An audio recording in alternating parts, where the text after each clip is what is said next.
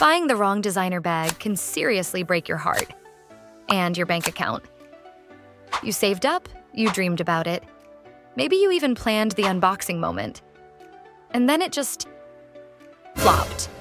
The size was wrong. The color didn't match anything. The logo felt off. And you're left thinking, why did no one warn me about this? Well, bestie, I got you. Today we're going to talk about the 5 worst designer bag mistakes everyone makes, especially when it comes to your first big designer purchase. These are the red flags, the no-nos, the hard-learned lessons that cost hundreds, sometimes thousands. And the worst part? These mistakes are super common, even among fashion girls who know better. Let's dive in and make sure you don't fall into the same trap. Mistake number 1, choosing style over function. The bag looks so good in the mirror. She's giving, she's fierce. But the moment you try to actually live with her, it's chaos. We're talking micro bags that don't even fit your phone, hard to open clasps that are a nightmare at checkout, handles that dig into your arm, bags that feel like bricks by noon. Especially on your first bag, you need something that looks amazing and works with your real life. What to do instead? Try on the bag IRL or test it with your essentials before buying. Can it hold your phone, wallet, keys, and maybe lip balm? Can you actually carry it for hours without switching shoulders every 5 seconds? If it's a full-on fight every time you use it, that bag is not the one. Mistake number 2, buying the it bag just because it's trending. We've all been there. You see it all over TikTok. Every influencer has one. It sells out in minutes, and you panic buy. And then, 8 months later, it's so last season, and sitting in the back of your closet. If it's your first designer bag, this mistake stings extra hard, because you wanted it to be perfect, but instead it feels dated fast. What to do instead? If you're investing in a designer bag, go for a timeless silhouette in a neutral color. That way, it won't look dated in a year and will pair with your entire wardrobe. Bonus tip, look at resale value. If it tanks the moment the hype fades, that's a red flag. Mistake number 3, choosing the wrong size and then regretting it forever. You fall in love with a mini bag because it's so cute, but then you realize you can't even carry it to work. Or you go for the oversized tote, and suddenly you're dragging around a leather suitcase all day. Here's the truth. Size matters, especially when it's your first bag and you plan to wear it everywhere. What to do instead? Think about your daily life. Are you a minimalist? A carry everything just in case girl? Do you go straight from work to drinks? Match the size of your bag to the size of your life.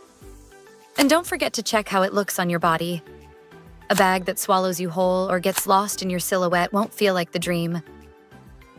Mistake number 4, going logo heavy. When you actually want quiet luxury. This one's tricky.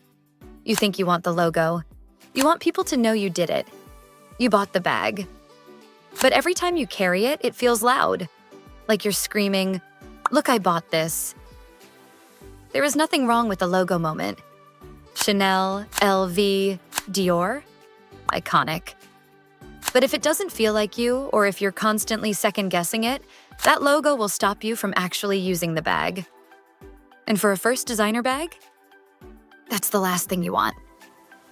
What to do instead? Be honest with yourself about your vibe. If you lean classic, elegant, minimal, go for quiet luxury. Brands like Celine, The Row, or Bottega Veneta offer stunning pieces that whisper money instead of shouting it. Your bag should match your aura, not just your outfit. Mistake number 5, not thinking about resale value, even if you don't plan to sell yet. I know, you're buying this bag for you, not to sell it. But hear me out. Life happens. Maybe one day you want to trade up.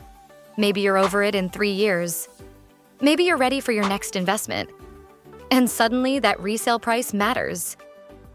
Some bags hold their value incredibly well, like the Chanel Classic Flap, Hermes Kelly, or LV Speedy. Others drop like fast fashion the moment you carry them out of the store. what to do instead.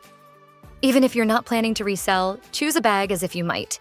Stick to classic models in neutral tones from legacy brands. Check platforms like Fashionphile or Vestiaire to see what similar bags are reselling for. Because if you ever do want to sell, you'll be glad you thought ahead. Bonus mistake: buying on impulse without trying it on. Clicking Add to Cart feels euphoric until it arrives and you realize you don't love it. Maybe the strap length is awkward. Maybe the leather feels off. Maybe it's just not giving what you imagined. Especially if this is your first designer bag, don't skip this step. Always try before you buy when you can. Go to the boutique. Borrow a friend's. Even rent one for a few days. Your bag should feel like a soulmate, not a mystery box. Let's wrap it up. Okay, bestie, now you know the biggest bag buying sins and, more importantly, how to avoid them, especially when you're picking out your very first designer bag. Let's recap. Choose function with style. Skip the hype. Chase the timeless. Size your bag to your actual life. Let your vibe decide the logo. Think resale, even if you're not selling yet. Buying a designer bag is a big deal. It's emotional. It's exciting. And if done right, it's one of the most powerful, confidence-boosting decisions you'll make. You're not just buying a bag, you're buying a feeling, a version of yourself, a symbol of how far you've come. So do it smart, do it with intention, and do it in style. Let me know in the comments. Which mistake have you made before? No shame. We've all been there. And which bag are you eyeing next? Hit that like button if this saved you from heartbreak, and don't forget to subscribe for more luxury tips, first bag advice, and fashion truths nobody else will tell you. See you in the next one.